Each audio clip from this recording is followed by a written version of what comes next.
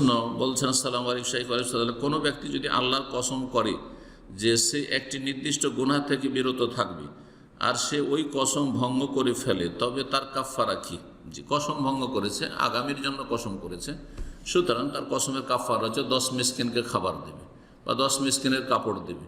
যদি এটা না পারে, আর গোলাম আজকাল নেই, সুতরাং সেটা বলে আল্লাহ নেই। যদি এই দুটোর মধ্যে কোনো একটি না পারে, তাহলে 3টি সিয়াম পালন করবে, রোজা রাখবে। ফাসিয়াম ও সালাসাতা আইয়াম, জি আল্লাহ বলেছেন।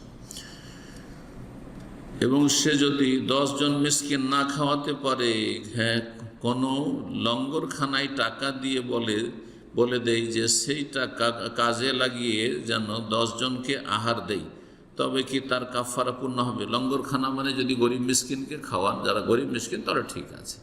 আর যদি বেদিন ফাসেক ফাজেলকে খাওয়াচ্ছেন, তো বলবো যে এইভাবে, অথবা আমানতদার লোক নয়, অনেক দায়িত্বশীলা রয়েছেন, তার আমানতদার না, আপনার টাকা নিল, তারা পকেটে ভরে নিল, তবে খেয়ে নিল, তাদেরকে দেবেন। আপনি সরাসরি 10 জন মিসকিনের খাবার, আপনার গ্রামে মিসকিন আছে তাদের বাড়িতে পৌঁছে দেন।